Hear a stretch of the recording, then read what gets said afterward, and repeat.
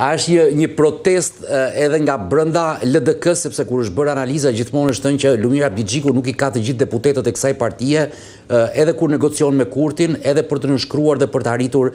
një marrëveshje me vetëvendosjen. Kjo është tash një problem shtesë i cili e bën këtë binom bukur të pamundshëm të funksionojë, sepse po, Lidhja Demokratike ka një divergjencë të brendshme, ajo është shprehur në kuvendin e saj, e cila ishte kuvendi thirrur për të larguar zotin Abdigjiku nga leadershipi,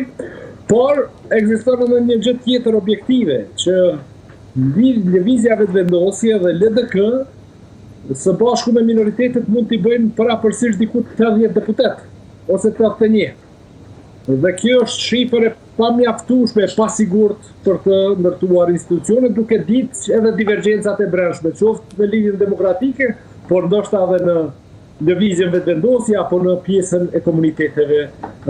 pakic. Kështu që mbetet një rrugë e vështirë. Ajo që unë besoj se do të mund të ndodhte, nëse do të kishim një marrëveshje gjithëpërfshirëse mes LDK-s dhe VV-s, ku do të zgjedhej presidenti, do të ndahej qeveria dhe kjo do të ishte një marrëveshje gjeneroze, do të thoja, në cilën palët do të ndonin këto pozita ferm dhe drejt. Atëherë ndoshta edhe do të binte entuziazmi brenda PDK-s dhe AK-s që të sabotonin zgjedhjen e presidentit dhe do të mund të qëndronin në sallë. Pa një marrëveshje të tillë, pa një hap gjeneroz të lëvizjes vetëvendosje, në cilën opozitës i jep hisën, të cilën shumica racionale do ta konsideronin se ju takon, atëherë është gati e pamundur çfarë do lloj zgjidhje e krizës do të mund të ndodhte vetëm me një përçmim të tyre, me një nënçmim të atyre që marrin pjesë dhe jo duke ju ofruar atyre një hapësirë komode për të vazhduar të ushtrimin e politikave që ata pretendojnë se janë të drejtë. Kjo që bëri dje, por edhe sot, si në vitet e kuvendit kur ishte ftuar diaspora PDK-ja dhe Aleanca, por edhe atë që bën deputetët e PDK-s përpara zyrës së kryeministrit, duke kujtuar Albin Kurtit që është deputet dhe nuk është kryeministër në detyrë i Kosovës. Pra, kjo protest është e nevojshme apo e ndan edhe më shumë e ndekun, e bën më të thellë ndekun mes palëve? Andi, më shumë se kjo jemi duke u futur në muajin final të para vendimit të gjykatës speciale. Dhe një shoqëri normale do të shpresonte për të më të mirën, por do të punonte edhe për skenarin më të keq. Dhe ne si Kosovë do duhet të ishim të gatshëm të ballafaqoheshim edhe me një skenar të keq të gjykatës speciale. Kështu të shturur e me një tendencë të armiqësimit në ngritje të forcave politike, që ato shprehen pastaj manifestohen edhe tek qytetarët, besoj që jo që vetëm tregojnë paaftësinë e leadershipit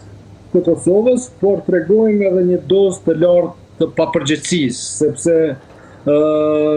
mos kemi iluzione, Serbia do të mundohet ta shfrytëzojë muajin e ardhshëm nëse gjykata speciale merr një verdikt negativ dhe deri tash ka marrë 2 të tilla. Prandaj mos mobilizimi ka shi kësaj situate, besoj se paraqet një prej dramave të papërgjegjësisë kosovare më të mëdha që kemi parë deri sot. Kështu që unë shpresoj që ky ton eskalimi, i cili është në ngritje, do të thoja, të fillojë të zbutet dhe të shndrohet në dialog i cili nëse nuk krijon stabilitet institucional, s'paku krijon një kohezion minimal për të një strategji minimale se si të ballafaqohemi me krizën. Pra, që do të thotë mbas një muaj kur në mes të